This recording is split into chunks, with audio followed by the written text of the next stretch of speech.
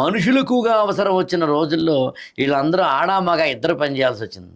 ఇద్దరూ పని చేసి మీ ఇద్దరునేమో హాయిగా పెళ్లి చేసుకుని ఉంటామండి అంటే వర్కౌట్ కాదు. పెళ్లిని బ్రేక్ చేసాయి ఆ సమాజాలు. అంతకుముందు పెళ్లి లేక కాదు, పెళ్లిని బ్రేక్ చేశాయి. అలా పెళ్లిని బ్రేక్ చేయిస్తే ఒకవేళ ఎవరైనా ఇందాక మనం చెప్పినట్టుగా గ్రాటిఫికేషన్ ఆఫ్ వాటి కోసం వేరియస్ మీన్స్ పెట్టాయి. అందులో నేనే ఉంటానంటే సొసైటీలో మనం అర్థం చేసుకునేటప్పుడు socio cultural, economical, geographical, science and technological ఇలా అనేకమైన కోణాల్లో చదవాల్సి ఉంటుంది. అది మ్యారేజ్ అయినా దేవుడైనా ఏదైనా.